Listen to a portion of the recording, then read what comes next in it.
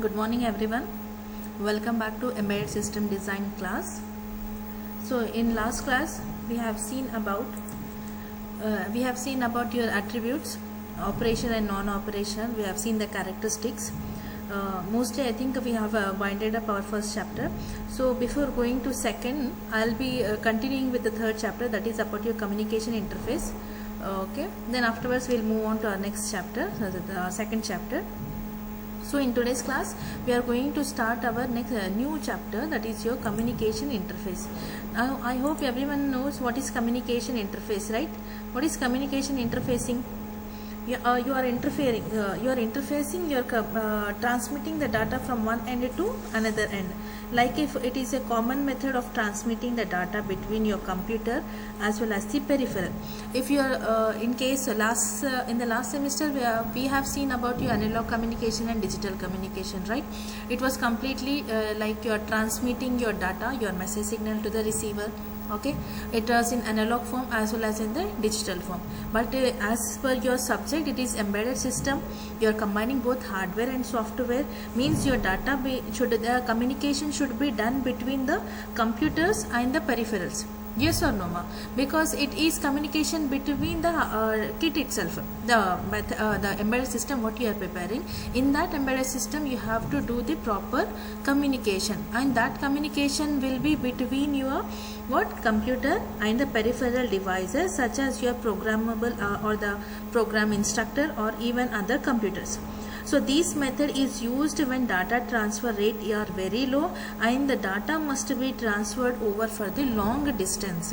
So this particular, yes, of course we have already said that for data communication for the long ranges we need communication, and mostly we will be using for the data transfer rate is very low. At that point we will be using these communications.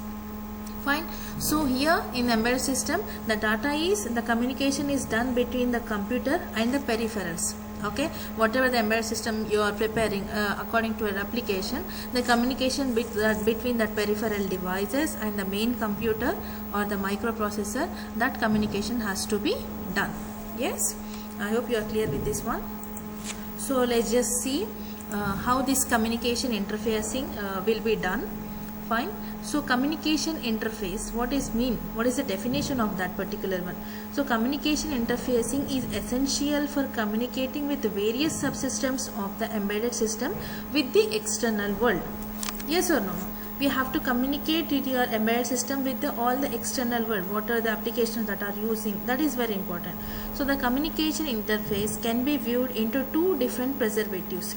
First one is device or board level communication, means in the board itself you have to do the communication, and the second one is product level communication interface. That is nothing but your external communication interface.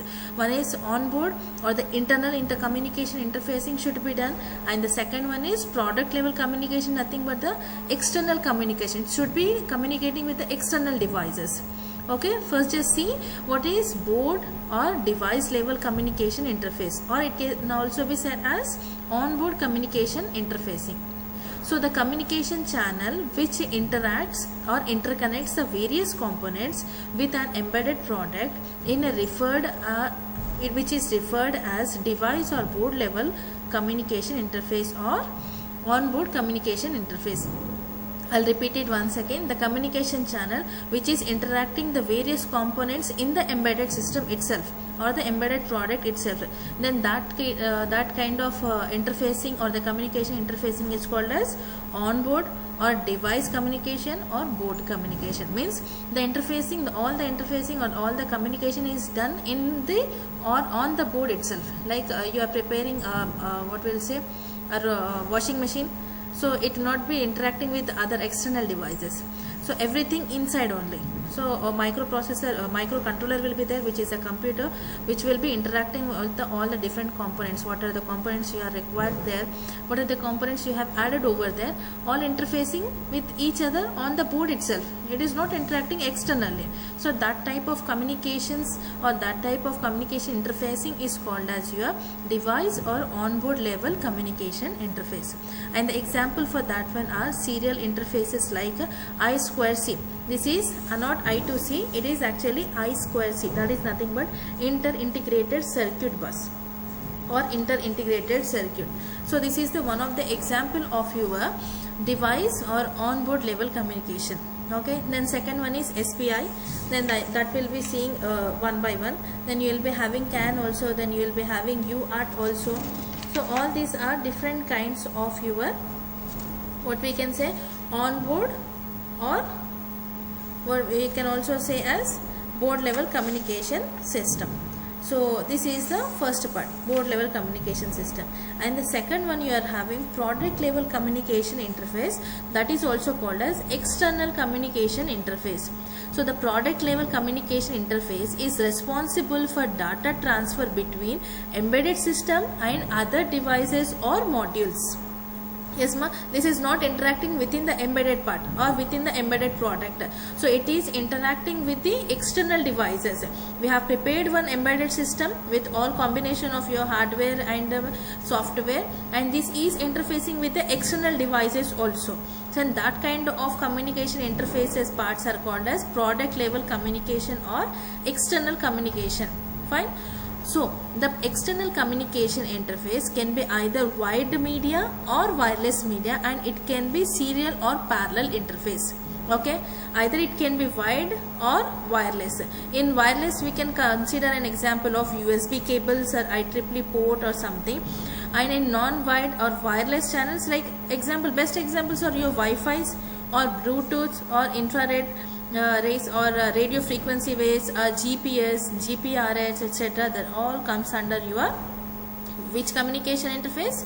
External or product.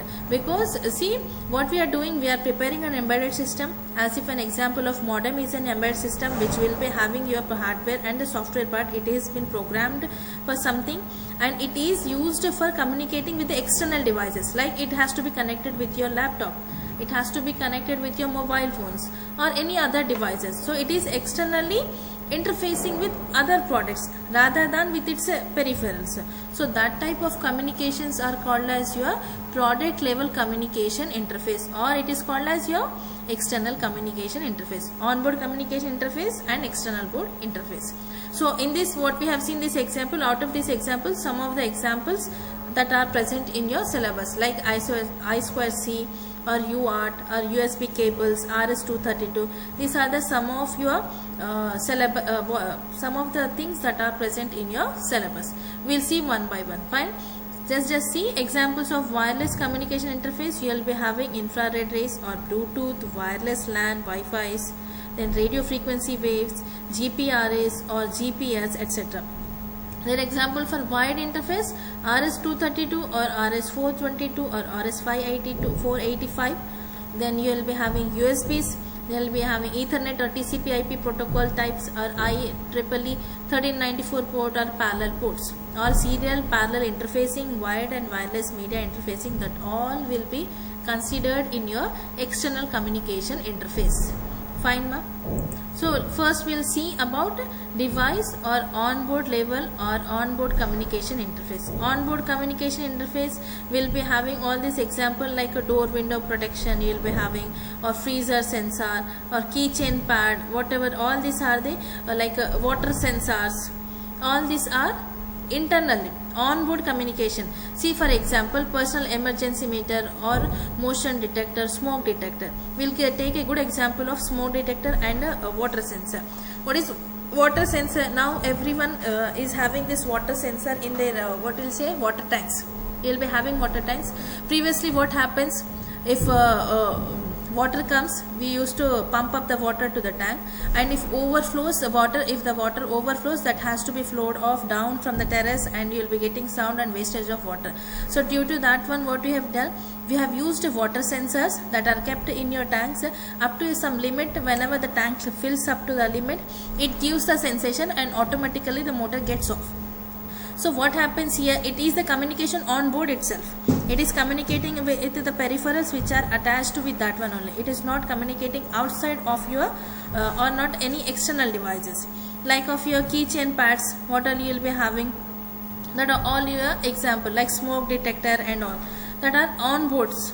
So the communication channel which interact or interconnects the various components within an embedded product is referred as your onboard communication system, and the examples for that one are they are classified into I2C, it is I2C actually, inter-integrated circuit, means it is internally it is integrated circuit bus. Second one which is classified into sum of the parts. Second one is serial peripheral interface. Third one is your UART, that is universal asynchronous receiver transmitter. Synchronous means both you will be having proper clock pulses and all. Here we are having UART. So universal asynchronous receiver transmitter, and then your wires interface and parallel interface. These are the classifications of your onboard communication interface. So we will be seeing one by one. The very first one is your I2C, that is your inter-integrated circuit bus, okay, which is also pronounced as I2C, which is a synchronous bidirectional half duplex. What is meant? Full duplex means bidirectional, okay, means to and fro. Half duplex means one directional communication at a given point of time. Two wire serial interface bus. Okay? So I2C is a synchronous bidirectional half duplex, two wired, means you will be having two wires here, two wire serial interface bus you will be having. So how many buses you will be having? What actually I2C will be consisting of, or the definition will be, it is an synchronous bidirectional half duplex two wired serial interface bus. It is an bus which will be having two wires, it is bidirectional, and it is a half duplex wire. So the concept of this I2C bus was developed first by Philips Semiconductors in the early of your 1980s. And the original invention of your I2C was to provide an easy way of connection between microprocessor or microcontroller system with the peripheral chips in the television sets. The very first thing, what is I2C? I2C, you know, inter-integrated circuit bus, and this bus is synchronous bidirectional half duplex, and it is two wide serial bus. It means it will be having two wires, and that will be acting in serial interface bus. And it was developed first by Philips Semiconductor in a like around in 1980s. It has been developed now, but why original intention was, why we have gone for this I2C? Because as to provide easy connection, because it is a classification of your onboard communication interface, means in the embedded system itself. So this original intention of your I2C was to provide an easy way of communication between your microcontroller or the processor to the peripheral chips, means whatever the peripherals you are having inside your embedded system, to that one only we need connections. For that one we used this I2C, and this chip was first used by television sets only. Fine. So this I2C bus is comprised of two bus lines, which I have already said. It is an half duplex, okay, which will be having two buses, and that buses are namely called as your serial clock, SCL, this one, the serial clock, and the serial data bus. Okay, we are having two bus lines. First one is your serial clock, and the second one is your serial bus lines, which is called as I2C or I2C bus interfacing. This serial clock will be attached with the port pins or something with the microcontroller, plus they are attached with the inside peripherals of your embedded system, like it will be of memory, or it will be of some other devices or something on chip or on board devices. It will be connecting with your microprocessor and with the peripherals. Here you can see I have said, no, it is easy way of connection between the microprocessor system with the peripheral chips, which are firstly used in your television system. Here also the same thing, microprocessor or controller which are with your any internal peripherals, and they both are connected with the buses which are called as your two buses. One is serial clock as well as your serial bus. Fine. So let's just see this is the interfacing. An example, what is SDA? Serial data line, serial data. Okay, you see here This is serial data SDA, and this is your serial clock. Now see, this is the interfacing part. This is serial data and serial clock. They both are, these are the two lines which are connected to the microcontroller, then LCD driver, then you will be having a memory, then you will be having an RTC, then temperature sensor, analog to digital converters, one more microcontroller. This is how they are interconnected on the board peripherals itself. They are not going outside of the board. Okay, this SCL line is responsible for generating synchronization clock pulses, and SDA is responsible for transmitting the serial data across the devices. So what is the use of serial clock? By the name itself you can know that what it is used, why it is used. It is used for getting the synchronizing clock pulses. Proper clock pulses we will be getting or generating by using your serial clock. And whereas SDA is used for getting your data has to be transferred, for transmitting the serial data across whole device. In this all device you have to transmit the data. So by using which one? SDA, you are transmitting the data, and by using serial clock you are getting the synchronized clock pulses. Correct? Then see, this I2C bus is shared bus system to which many number of I2C devices are connected. So devices connected to the I2C bus can act either as master device or either as a slave device. Here we will be having the two names which are called the devices which are connected to the I2C bus can be acting as either master device or we can say it as slave device. As if example, the master device is responsible for controlling the communication or the communication by initiating or terminating the data transfer, or sending the data, or generating necessary synchronous clock pulses. What this master will be doing? This master device is responsible for controlling the communication either by initiating the data transfer, either by terminating the data transfer, means stopping the data transfer. Either it can send the data, or at the necessary time wherever you require, either it will be sending the synchronous clock pulses. This is done by your master. Where comes to the slave device, it waits for the commands from the master. So whenever the master says you have to terminate the program, it should terminate. Whenever the master says you have to initiate or you have to give the necessary clock synchronizing clock pulses, it will be doing the commands which are given by your master clock or the master bus.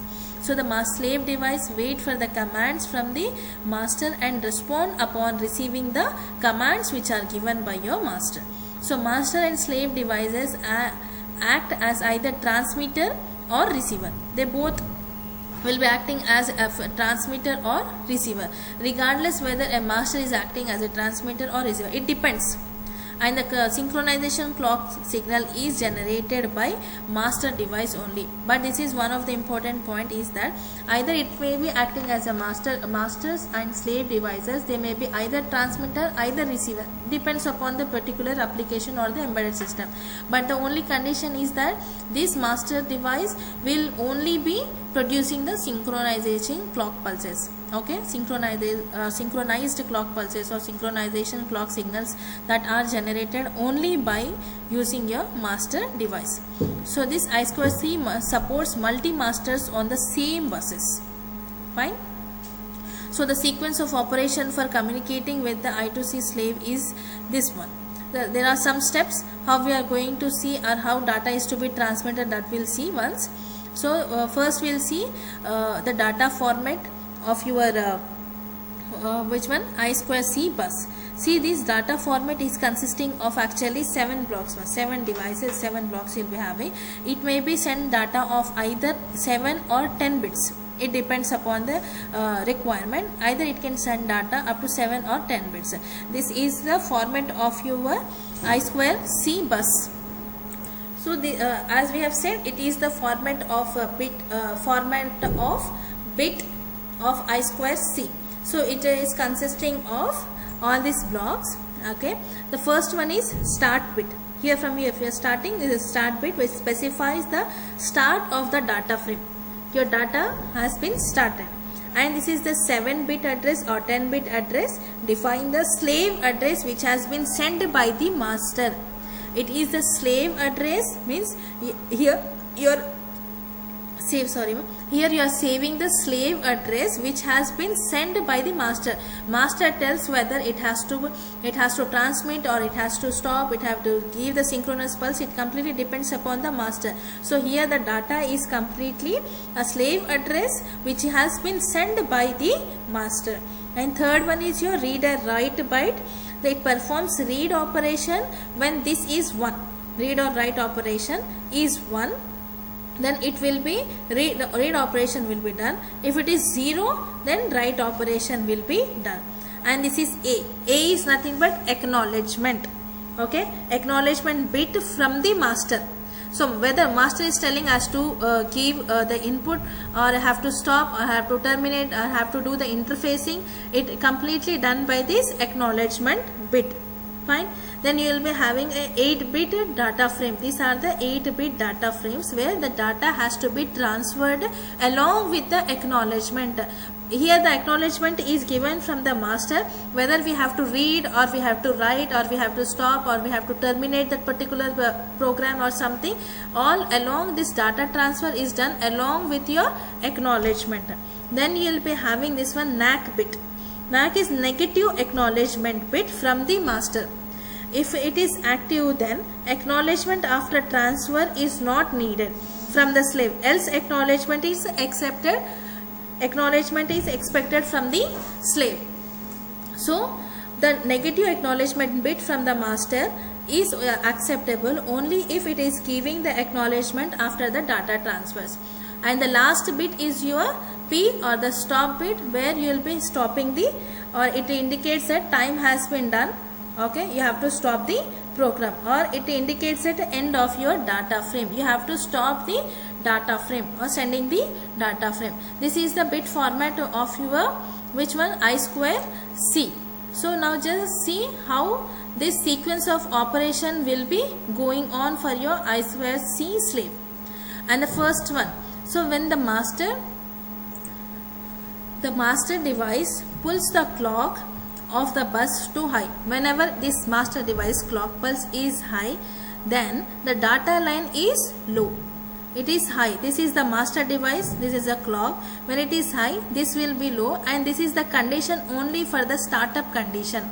Okay, this is the condition, or this is the start condition for your data transfer. So what should be the condition? Your master device should be high, or the master clock line should be high, and the slave clock line or the SDA line means your data line should be low. If it is the condition, if it is okay, then your program will be start. That is the start condition. Then next what you will be having, see here, I'll give see.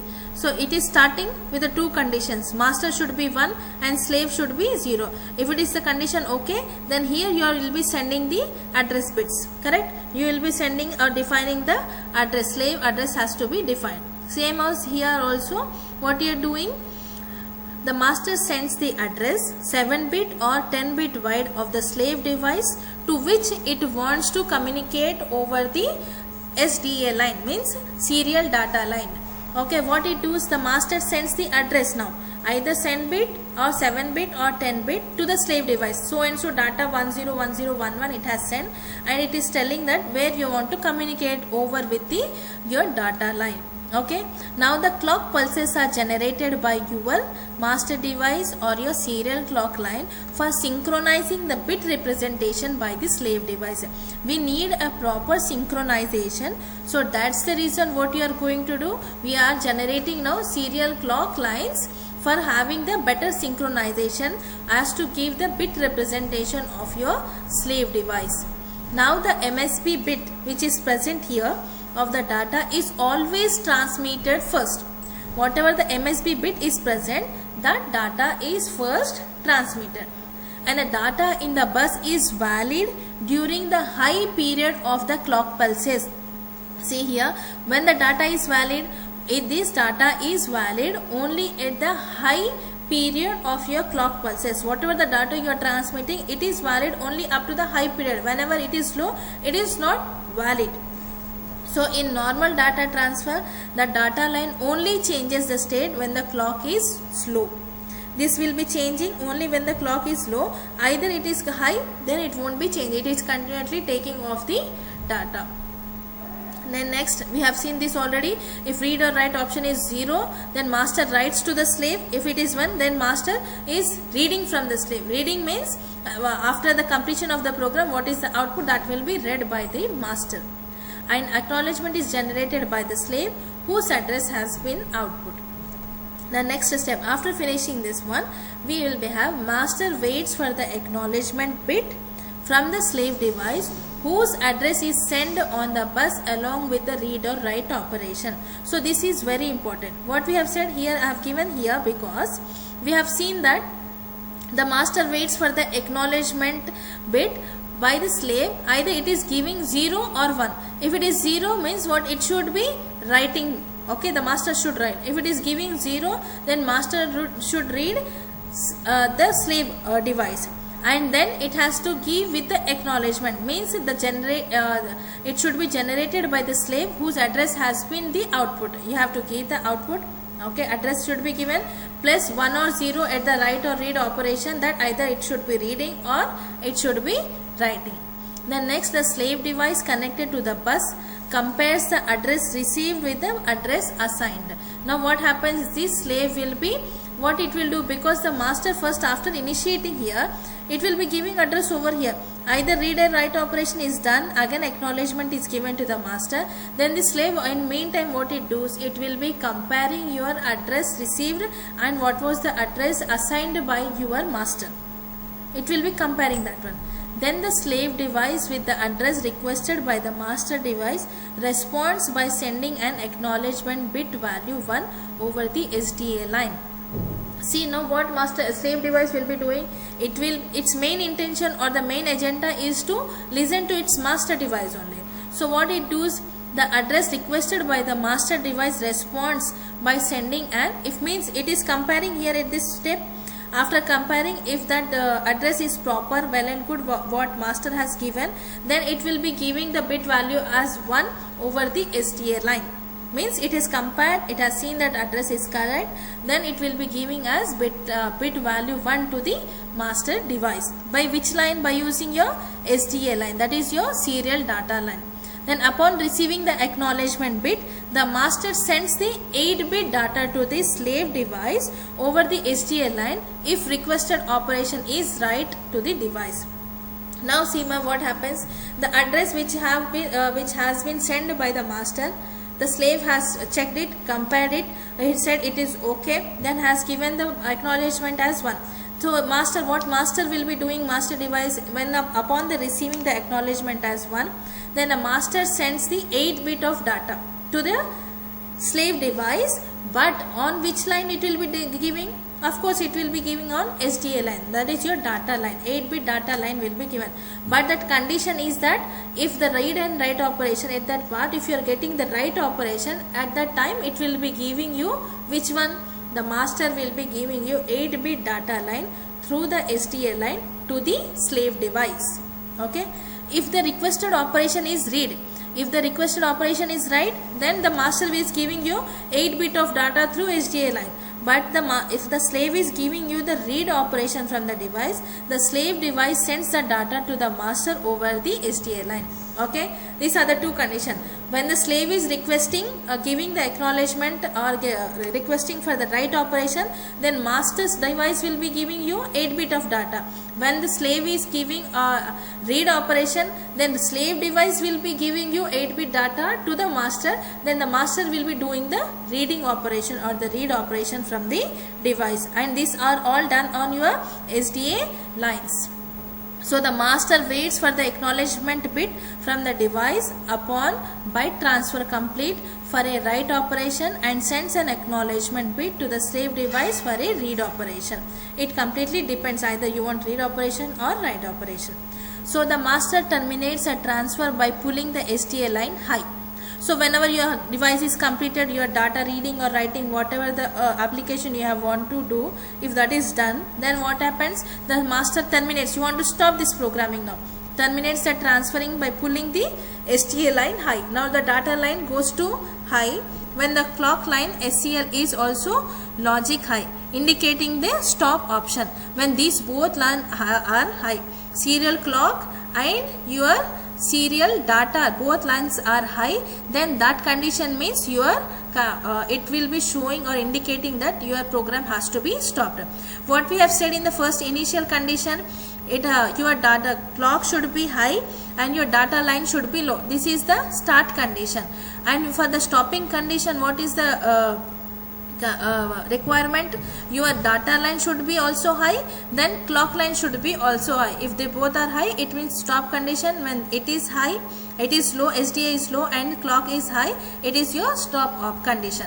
So this is how your complete I2C data format will be running. Means what will say, communication on the board itself. It is doing the communication on the board itself. So this is how your I2C will be running with the master device as well as the slave device. I hope this communication interface is clear for you people. In case of any doubts, please do let me know. Fine, we'll wind up the class here itself today. Thank you.